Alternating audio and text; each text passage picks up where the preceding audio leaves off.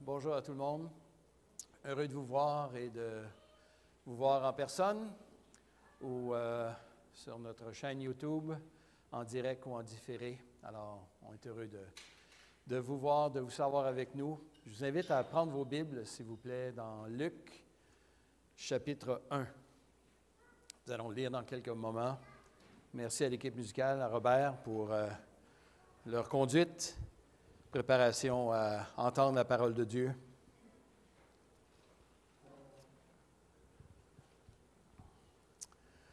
Lorsque Luc, l'évangéliste, a voulu mettre, selon ce qu'il dit, par écrit, le récit des événements qui s'étaient accomplis, parmi eux, on voit ça dans Luc chapitre 1, verset 1, Luc a choisi de présenter des événements liés à la naissance et à l'enfance de Jésus d'une manière un peu différente de celle qu'on trouve, par exemple, chez Matthieu, qui rapporte aussi les événements de la naissance et de l'enfance de Jésus. Jean commence dans l'éternité passée. Marc saute tout de suite au ministère de Jean-Baptiste. Mais Luc, pour illustrer son propos, il a retenu 4 louanges ou 4 cantiques que nous allons voir dans les prochaines 3-4 semaines, dont l'effet principal, et même le but principal de ces 2 chapitres, mais en particulier de ces cantiques, de ces louanges, c'est de faire le pont entre l'Ancienne et la Nouvelle Alliance, entre l'Ancien Testament et le Nouveau Testament, et aussi de préparer la suite du récit.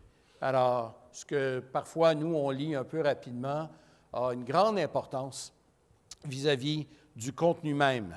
Alors, en Luc chapitre 1 et chapitre 2, on voit donc des personnages dont les cantiques répondent à la grâce de Dieu. Ça, c'est celui de Marie. On a des poèmes qui déclarent le plan de Dieu, passé et à venir, le cantique de Zacharie. On a des refrains célestes qui célèbrent la gloire de Dieu. Ce sont les anges. Et enfin, on a des prophéties qui précisent le rôle du précurseur et surtout du Messie dans le cantique de Siméon.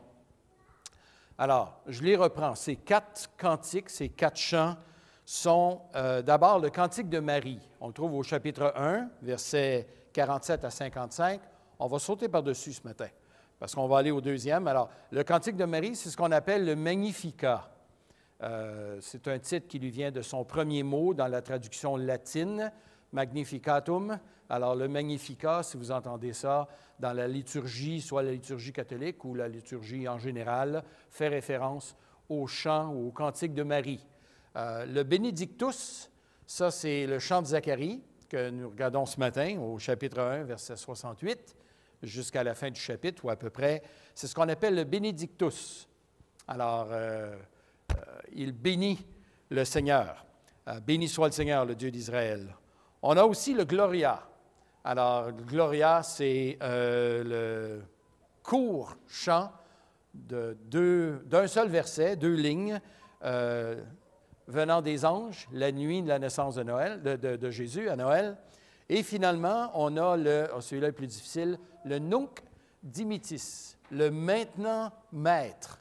Alors, si vous entendez ces termes-là, celui-là, ça c'est le cantique ou la prophétie de Siméon dans le temple, 40 jours après la naissance de Jésus.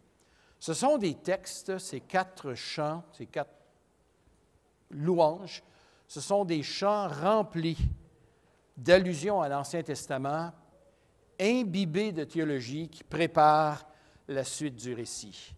Alors, je ne suis certainement pas contre la théologie, vous me connaissez un petit peu, c'est mon travail aussi. Alors, ce matin, notre attention se porte au deuxième de ces poèmes, parce qu'il nous ramène chronologiquement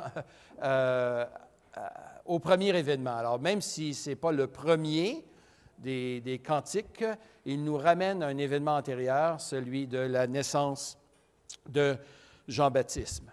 Alors, après un mutisme obligé, imposé de 9 mois par l'ange, et donc après avoir eu beaucoup de temps pour méditer, pour réfléchir au sens de la venue de son fils, alors Zacharie, son père, donc le père Zacharie, père de Jean-Baptiste, ouvre enfin la bouche et il prononce ses paroles de bénédiction.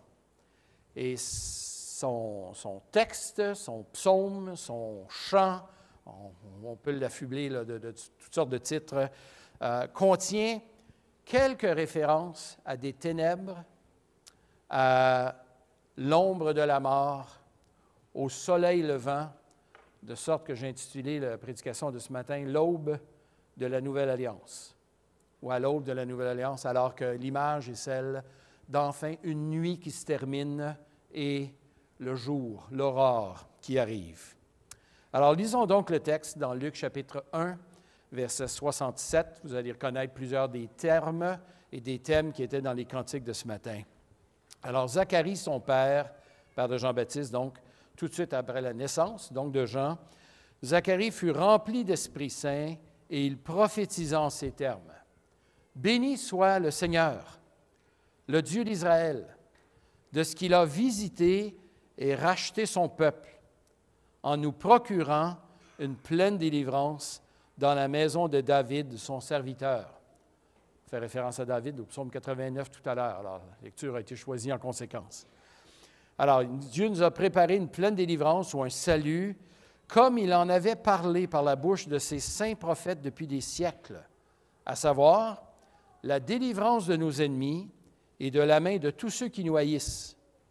Ainsi, ou de cette manière, Dieu fait-il miséricorde à nos pères et se souvient-il de sa sainte alliance, selon le serment qu'il a juré à Abraham, notre père. On remonte plus loin que David, on remonte jusqu'à Abraham. Ainsi, nous accorde-t-il, après avoir été délivrés de la main de nos ennemis, de pouvoir sans crainte lui rendre un culte dans la sainteté et la justice, en sa présence, tout au long de nos jours. Et toi, s'adressant maintenant à son fils, Jean-Baptiste, et toi, petit enfant, tu seras appelé prophète du Très-Haut. Jésus sera appelé le Fils du Très-Haut, ici c'est le prophète du Très-Haut, car tu marcheras devant le Seigneur pour préparer ses voies, pour donner à son peuple la connaissance du salut par le pardon de ses péchés. Grâce à l'ardente miséricorde de notre Dieu, c'est par elle, cette miséricorde, que le soleil levant nous visitera d'en haut pour éclairer ceux qui sont assis dans les ténèbres et dans l'ombre de la mort et pour diriger nos pas dans le chemin de la paix. Un texte donc, j'omets le dernier verset qui nous parle de l'enfance de Jean-Baptiste. Mais à l'aube de la Nouvelle Alliance, donc, on trouve ce chant, ce psaume, ce poème de la part de Zacharie, père de Jean-Baptiste. On pourrait le regarder selon les éléments qui apparaissent de manière séquentielle dans le texte. D'abord la louange, ensuite les paroles à Jean-Baptiste et ensuite la prophétie au sujet de celui dont Jean-Baptiste est le précurseur, le Messie lui-même. J'ai décidé d'aller d'une autre façon ce matin. On va y aller de manière thématique pour regarder certains thèmes, et j'en ai retenu 3 dans ce texte. Facile à retenir. Alors, c'est d'ailleurs pour ça souvent qu'on a 3 points dans nos prédications. Ce n'est pas parce que tous les textes se divisent en 3, c'est parce que ça facilite la mémorisation. 2, c'est pas pire. 4, on a tendance à oublier le 3e. Alors, en se restreignant à 3, ça facilite un peu la mémorisation. Je dis ça facilite, mais ça ne la garantit pas. Je dis ça parce que lorsque j'ai préparé ma prédication cette semaine, Lise, mon épouse, m'a fait le commentaire hier soir. Elle a dit « Je t'ai entendu prêcher sur ce texte-là, me semble. » Je suis allé voir dans mes filières. Effectivement, alors je avais déjà préparé une prédication là-dessus. J'en ai préparé une nouvelle. Alors, décidé de garder la 2e et de laisser la première. C'est pour dire que moi-même, j'oublie ce que je prêche. Alors, faites-vous-en pas si vous oubliez ce que vous entendez. Alors, d'abord, on va regarder ceci sous l'angle des promesses divines vis-à-vis de la Nouvelle Alliance. On trouve dans le texte des indices, des mentions claires à l'effet que Dieu avait établi un plan divin depuis bien longtemps. Des indices qui font état des liens entre l'ancienne et la Nouvelle Alliance. Et on va regarder certaines expressions et je vais les regarder dans le texte de manière chronologique. elles ne sont pas citées de façon chronologique. Moi, je vais les reprendre de façon chronologique, juste pour nous confondre un tout petit peu encore plus. C'est pour dire que toutes ces choses forment un tout dans la pensée de Zacharie, mais on les trouve ici présentées sans que ce soit dans l'ordre chronologique. On a au verset 73 une mention d'une délivrance, 73, selon le serment qu'il a juré à Abraham, notre père. Vous savez que Dieu s'était engagé envers Abraham dans Genèse 12. Il lui avait dit, sous la forme d'une promesse, qu'il lui donnerait une postérité, un pays, une bénédiction particulière, la libération de sa postérité. Il serait leur Dieu, il serait son peuple, il deviendrait une bénédiction pour l'ensemble des nations. Alors, 6 éléments, j'espère que je n'en manque pas là, mais 6 éléments qui vont s'accomplir au fur et à mesure de l'écriture du Pentateuque, les 5 premiers livres de la Bible. Si vous voulez avoir un fil d'argent pour lire le Pentateuque, on peut facilement lire ces 5 livres de Moïse à la lumière de la promesse qui a été faite à Abraham. Mais cette promesse n'est pas demeurée que promesse. C'est devenu aussi un engagement formel de la part de Dieu, ce qu'on appelle une alliance. Alors Dieu avait promis dans Genèse 12, mais dans Genèse 15, maintenant il arrive sous la forme d'une alliance. Vous savez, cette nuit où Dieu a passé entre des animaux dans une flamme de feu, alors il y a eu l'établissement, donc la concrétisation d'une promesse, mais d'une promesse maintenant scellée d'un serment, d'une alliance. Alors l'alliance est encore plus engageante, si je peux dire, que la promesse, malgré que dans le cas de Dieu, ça s'équivaut. Mais il y a une espèce de cérémonie, et Abraham est endormi quand ça se passe. Il voit ça probablement sous forme d'une vision. Mais Dieu passe entre ces animaux coupés en deux et il établit maintenant cette alliance. C'est à ce moment-là qu'il lui annonce que sa descendance sera esclave en Égypte et que Dieu la secourra de façon extraordinaire, miraculeuse. Et c'était là aussi l'image de d'autres saluts, d'autres délivrances qui étaient pour venir par la suite dans l'histoire. Un peu plus tard dans l'histoire, au plan chronologique, Dieu s'est engagé non seulement envers Abraham, c'est intéressant ici, on saute par-dessus Moïse, mais on va à un autre personnage, David, verset 69. Dieu nous a procuré une pleine délivrance dans la maison de David. Peut-être avez-vous déjà remarqué, en commençant le Nouveau Testament, au tout début de Matthieu, on a cette parole, généalogie de Jésus, le Messie, ou généalogie de Jésus-Christ, fils de David, fils d'Abraham. Pourquoi ces deux-là? Pourquoi pas Salomon, Térak, père d'Abraham, ou Isaac? C'est parce que c'est envers ces deux personnages, Abraham et David, que Dieu s'est engagé par une promesse, ensuite avec Abraham une alliance, et la promesse qu'il a faite à David prend plus tard la forme d'une alliance dans d'autres textes où il est question de l'alliance que Dieu a conclue à David. Donc Genèse 12, Genèse 15, Abraham, si vous n'avez jamais souligné 2 Samuel chapitre 7, sortez vos crayons coloriés et allez souligner les versets 12 à 16. Il y a là le cœur de l'annonce d'une postérité qui sera toujours, une postérité de David, qui sera toujours sur le trône. Une annonce tellement importante qu'elle sera reprise dans Ésaïe, dans Jérémie, dans Ézéchiel, à plusieurs endroits dans les psaumes. Un point tournant dans l'Ancien Testament. Plus important que la construction du temple a été cette promesse de Dieu envers David. Et ici, la naissance de Jésus et la naissance même de son précurseur sont présentés comme étant l'accomplissement de ces promesses que Dieu avait faites à Abraham et à David, 2 personnages charnières dans l'histoire biblique. Mais ce n'est pas tout. Verset 70, on trouve une autre expression à l'effet que, comme il en avait parlé par la bouche de ses saints prophètes depuis des siècles. Donc, la naissance de Jésus et la naissance de Jean-Baptiste ne sont pas des accidents de parcours. Dieu avait déjà planifié depuis longtemps. Je vous ai déjà mentionné dans une prédication antérieure que souvent dans les films, on nous présente des vieux manuscrits, des vieilles prophéties que personne ne peut comprendre, si ce n'est que les bonzes autorisés à interpréter ces textes. Eh bien, Dieu a fait écrire sa parole, lui, pour que tous puissent la lire.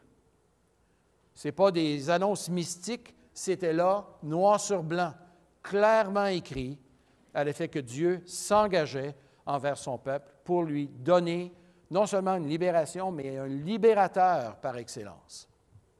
Alors, par la bouche de plusieurs prophètes en plus. Alors ici, encore une fois, on pense à Isaïe, Jérémie, Ézéchiel, Daniel et Amos et tous ceux-là qui ont suivi chronologiquement. Donc Dieu a annoncé ce message divin par la bouche de ses saints prophètes. Et la dernière mention ou dernière allusion, ce sont deux allusions à des textes d'Ésaïe, verset 76. Et toi, petit enfant, tu seras appelé prophète du Très-Haut, car tu marcheras devant le Seigneur pour préparer ses voies. Il y a une allusion claire ici à Ésaïe chapitre 40, verset 3, où Dieu envoie son messager préparer le chemin du Seigneur. C'est d'ailleurs ce texte qui est rappelé dans les autres évangiles pour nous parler du ministère de Jean-Baptiste, qui sera repris aussi dans Luc chapitre 3. Mais il y a un autre texte, en fin de Cantique, verset 79, où il est dit, par rapport au Messie maintenant, que ce soleil levant va nous visiter d'en haut. Le soleil levant est probablement une allusion à cet astre qui sort de Jacob, Nombre 24, mais plus précisément, pour éclairer ceux qui sont assis dans les ténèbres et dans l'ombre de la mort. Là, l'allusion est immanquable. C'est une allusion à Ésaïe, chapitre 9. Vous vous souvenez de ce texte? Un enfant nous est né, un fils nous est donné, et la domination reposera sur son épaule. Ça, c'est verset 5. Mais le verset 1 de ce texte nous dit que Dieu ne laissera pas le territoire de Zabulon et de Nephtali, mentionné au chapitre 8, verset 23, verset d'avant, ne les laissera pas dans les ténèbres pour toujours, parce que dans ce peuple assis dans les ténèbres, dans l'ombre de la mort, Dieu fait luire sa lumière en envoyant son propre Fils. Un Fils nous est donné, et les noms qu'il va recevoir, les titres qu'il reçoit, sont des noms divins. Verset 5 d'Ésaïe chapitre 9. Donc, à l'aube de la nouvelle alliance, nous voyons donc que la venue de Jésus, et par là même la naissance de son précurseur, Jean-Baptiste, ne sont pas des accidents de parcours. Elles sont le fruit d'une préparation minutieuse et de naissance miraculeuse. Et prédite par Ésaïe des siècles auparavant, la venue de Jésus et de Jean-Baptiste se produisent alors que, pour citer l'apôtre Paul, arrive la plénitude des temps. J'aurais aimé avoir un métronome ce matin pour nous signaler le passage du temps. Alors ça, ce sont les promesses divines d'une nouvelle alliance. Nous sommes à l'aube de cette nouvelle alliance qui arrive. Alors, il y avait des promesses divines qui la préparaient. Mais ces promesses divines, elles n'ont de puissance, elles n'ont d'autorité que parce que, deuxièmement, il y a des perfections divines qui sont liées à cette nouvelle alliance. Des promesses, tout le monde peut en faire. Vous connaissez l'expression « promesse d'ivrogne » ? Ça ne vaut pas cher, hein, le kilo. Mais quand une promesse vient de Dieu, eh bien, Dieu lui-même s'engage. Et quel est ce Dieu qui s'engage? Bien, notre texte nous souligne au moins, là j'en ai trois, trois perfections, trois qualités de Dieu liées à cette promesse de la nouvelle alliance. Alors, la naissance de Jean-Baptiste, elle est révélatrice de certaines perfections de Dieu que Zacharie met en lumière ici, à savoir, et il y en a qui sont répétés à 2 reprises, versets 72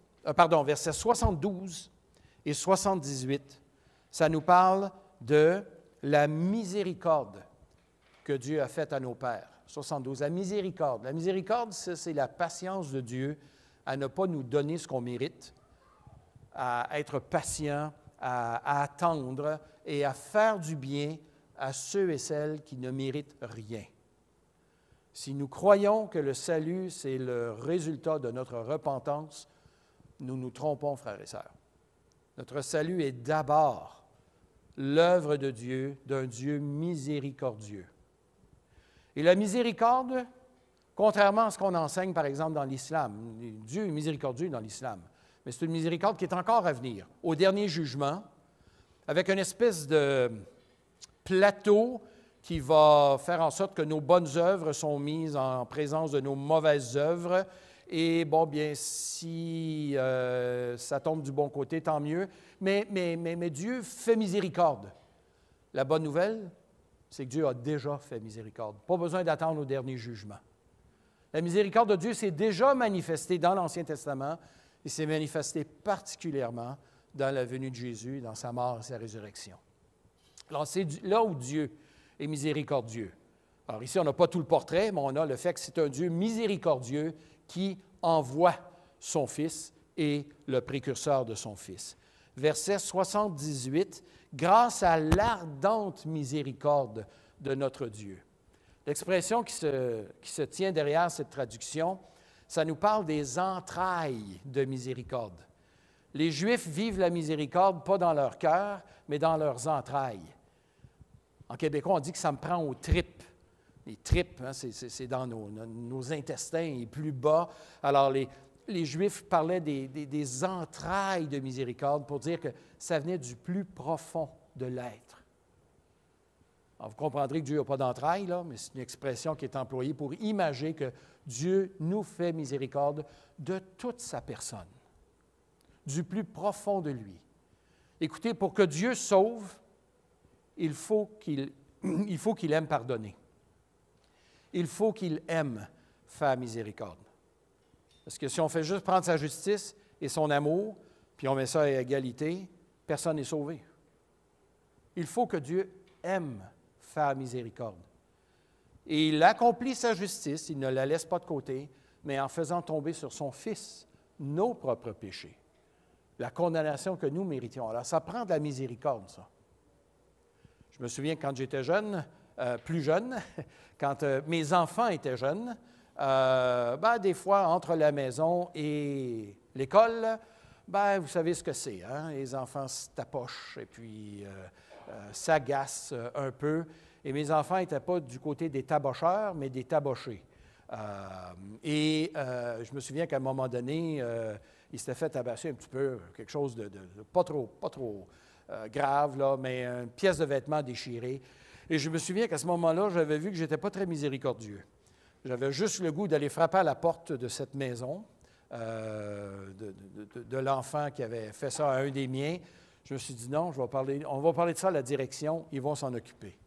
Et comme de fait, ils s'en sont bien occupés, merci.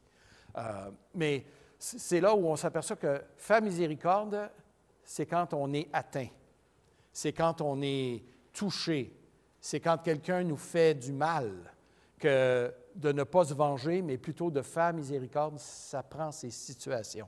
Bien, Dieu a subi plus que son lot d'atteintes, de blasphèmes, de rejet de sa personne. Et par conséquent, on voit sa miséricorde à l'œuvre. Il y a un deuxième élément qui est aussi, lui aussi, répété au verset 70. On le voit, comme il en avait parlé par la bouche de ses saints prophètes depuis des siècles. Là, je vais m'arrêter à la conjonction « comme ». Comme, de la manière, ainsi, c'est répété à quelques endroits. Ça nous parle de quoi? Ça nous parle de Dieu qui agit comme il en avait parlé, c'est-à-dire en accord avec ce qu'il avait déjà dit. Ça me parle de sa fidélité. Dieu avait parlé, il avait fait certaines promesses et il les tient, ces promesses. Dieu est un Dieu fidèle. Je peux m'attendre à ce que Dieu soit fidèle. Ce qu'il a promis, il va l'accomplir. On est tellement habitué d'entendre parler de la fidélité de Dieu qu'on dirait que ça nous passe un peu comme de l'eau sur le dos d'un canard. Mais comparons-la, cette fidélité, à la soi-disant fidélité de tout un chacun, autorités comme politiciens, comme d'autres. on en a long à dire, hein, parce qu'on voit que les promesses sont souvent pas tenues. Bon, il y a toutes sortes de circonstances atténuantes aussi, mais de façon générale, quand les gens nous promettent des choses, on a tendance à les croire pour être déçus aussi souvent. Parce qu'on dirait que les gens, de façon générale aujourd'hui, les gens ne gardent pas, ne tiennent pas parole. Dieu tient parole. Ce qu'il a promis, il va l'accomplir. Et ça, je peux être certain de ça. Ce qu'il a dit dans sa parole, nous concernant le salut en Jésus-Christ, c'est du solide. Dieu s'est engagé et il va tenir parole. C'est répété au verset 72, la deuxième phrase, à savoir qu'il se souvient de sa sainte alliance. Le fait qu'il se souvienne de sa sainte alliance n'est pas là pour nous dire que Dieu aurait peut-être eu des blancs de mémoire puis que là, il s'en est souvenu. Non, ce que Dieu a prononcé, il le garde en mémoire. Il n'y a pas d'aimant, il n'y a pas d'électroaimant qui est capable d'effacer le disque dur du Seigneur. Le Seigneur s'est engagé et il garde parole. Il se souvient, il ramène à sa pensée, à sa mémoire. Ce n'est pas un événement fortuit qui lui ramène, non, Dieu se rappelle de ce qu'il a dit. Souvent, nous, on dit des choses et puis, oups, on a oublié. Malheureusement, c'est parfois des promesses qu'on a oubliées et là, elles nous reviennent. Alors, on s'empresse de les tenir. Mais Dieu n'a pas de blanc de mémoire. Dieu, ce qu'il s'est engagé à faire, il va le faire. Et d'ailleurs, ce qu'il avait promis depuis des siècles, maintenant arrive l'aube de la Nouvelle Alliance.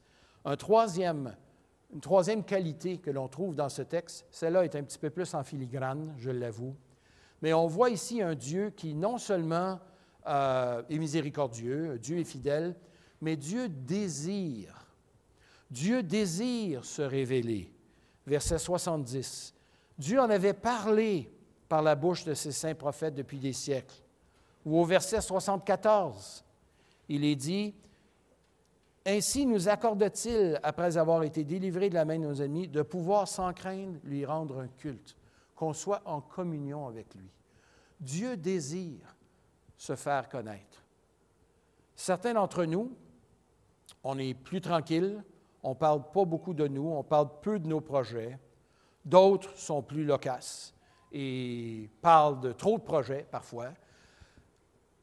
Mais lorsque Dieu parle, Dieu s'engage, mais Dieu aurait pu ne pas se révéler. Dieu aurait pu ne pas créer. Ou lorsqu'il a créé, il aurait pu décider de ne pas sauver. Et pourtant, Dieu est passé à l'action. Alors, le simple fait de se révéler est d'ailleurs une grâce, mais il est aussi le signe, l'indice du fait que Dieu désire être en communion avec nous. Ne me comprenez pas mal, je ne suis pas en train de dire que Dieu ne pouvait imaginer l'éternité sans nous.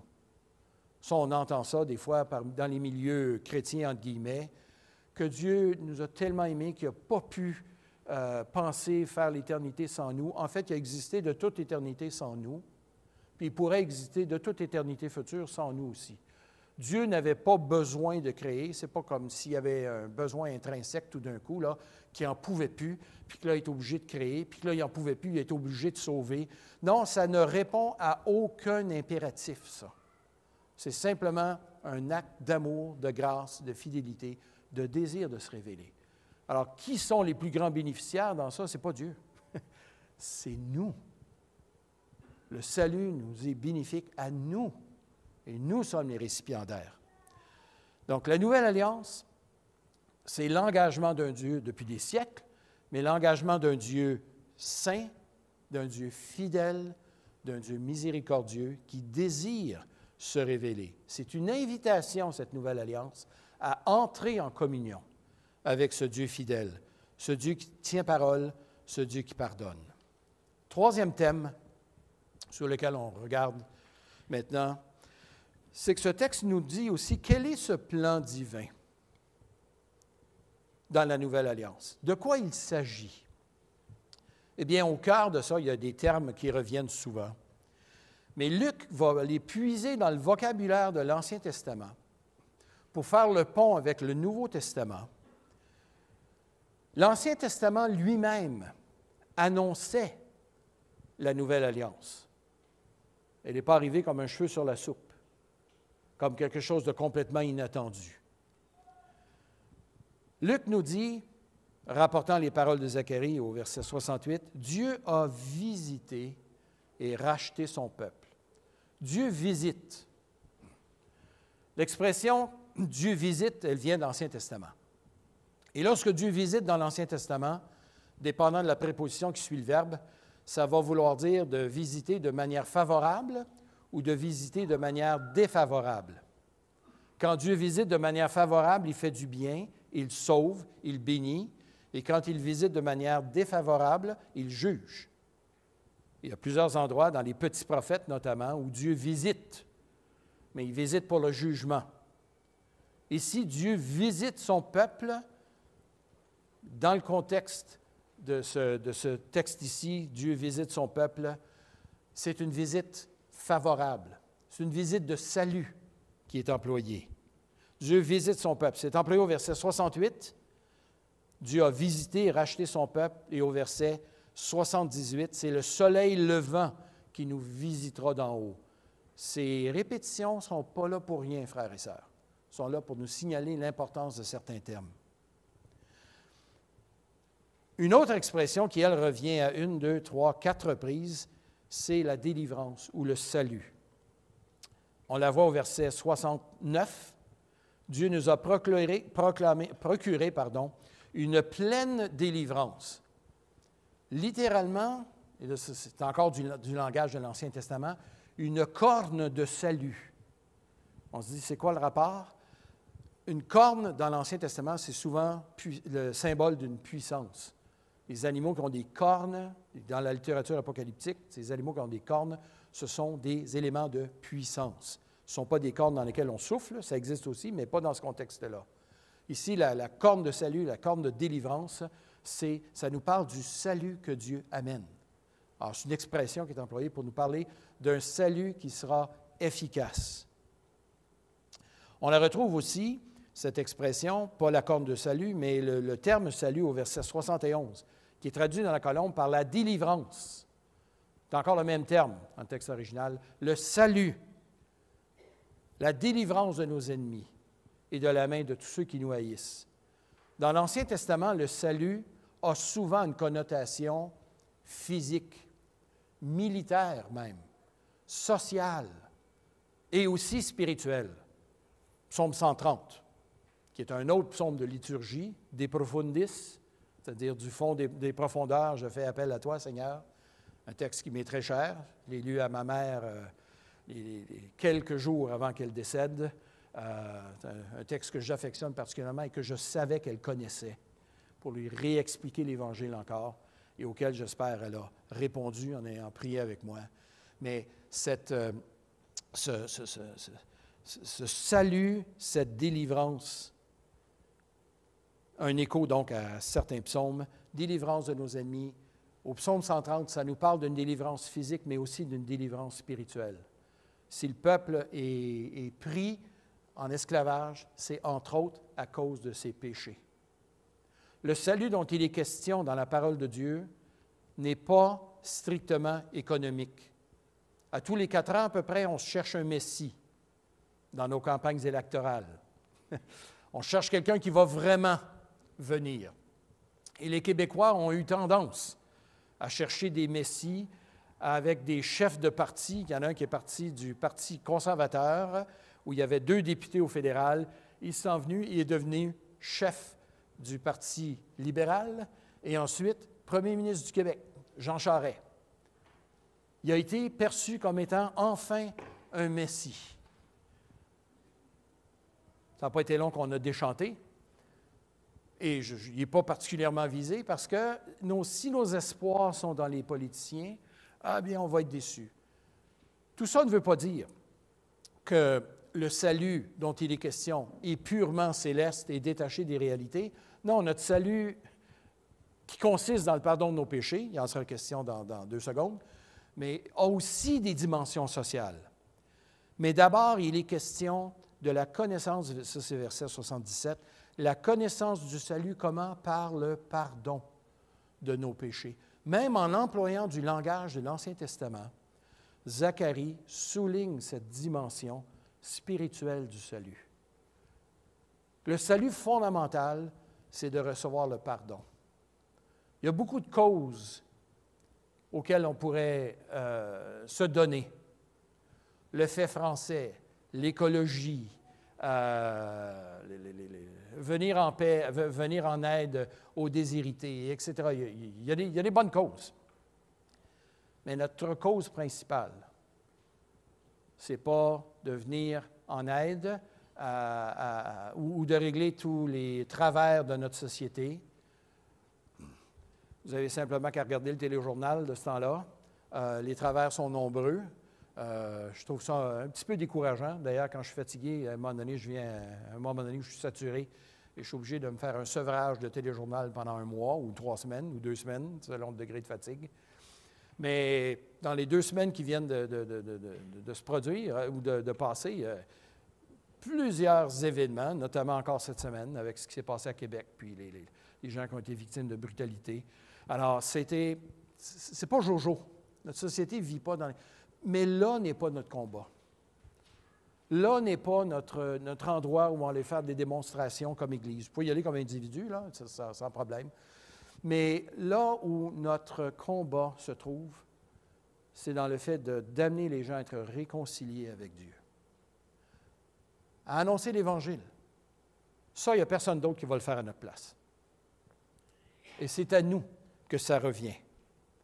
Alors, d'accorder le pardon des péchés, la dimension morale, la dimension spirituelle, qui est accompagnée des dimensions sociales, des dimensions visibles du salut. Être délivré de la main de nos ennemis, 74. Lui rendre un culte dans la sainteté tout au long de nos jours. D'être capable de le servir en paix, sans crainte. Ce sont des expressions tirées de l'Ancien Testament qui nous parlent de la raison pour laquelle Dieu leur avait donné un pays, leur avait donné des rois, leur avait donné la paix. C'est afin qu'ils puissent servir Dieu. Mais dans la Nouvelle Alliance, il n'y a plus un peuple ethnique, il n'y a plus un lieu particulier. On est répandu à travers toute la terre. Et notre mission, c'est de servir Dieu maintenant. Et j'insiste un petit peu là-dessus, parce que le salut nous amène quelque part. À savoir, il nous accorde, verset 74, après avoir été délivrés de la main de nos ennemis, de pouvoir le servir sans crainte, c'est-à-dire de lui rendre un culte dans la sainteté et dans la justice tout au long de nos jours. Ou, pour prendre le verset 79, pour marcher dans le chemin de la paix. Il y a un but à notre salut. Et ce but, c'est de servir Dieu. Notre salut dépasse le pardon de nos péchés. C'est un salut qui nous amène à servir Dieu dans la sainteté et dans une vie juste. Et je veux dire quelque chose ici qui peut-être va vous sembler fort, mais sans la présence de ces deux réalités, sans une vie juste, sans une vie sainte, on peut difficilement parler de salut. Croire que l'on est sauvé sans qu'il s'ensuive une vie juste et sainte, eh bien, c'est se tromper et se tromper les autres. Notre salut doit produire du fruit. On n'est pas sauvé par nos œuvres ici, là. Mais on n'est pas sauvé sans nos œuvres. C'est-à-dire que le salut amène nécessairement de bonnes œuvres. Alors, je conclus en disant que notre monde ne désire ni la sainteté divine, ni une vie juste, ni la paix avec Dieu. Cependant, je reviens au téléjournal, à écouter le téléjournal, notre monde se lamente. Journalistes, lectrices de nouvelles, les gens qui sont interviewés, notre monde se lamente de la cruauté humaine, de la brutalité des gens en autorité et de l'ingéniosité à faire le mal et à tromper son prochain, avec des rançongiciels, etc. Notre monde a besoin plus que jamais d'une délivrance spirituelle, d'une libération, d'une réconciliation avec Dieu qui mène à une vie juste, à une vie sainte, à une vie dans la paix. Alors, mon exhortation principale ce matin, frères et sœurs, c'est souhaitons et prions que l'aube de la nouvelle alliance se transforme en luminosité éclatante, en démonstration évidente, en transformation vivante de nos cœurs, de nos pensées, de nos agissements, de manière à ce que l'éclat de la délivrance soit perçu par un nombre grandissant de nos voisins et de nos contemporains.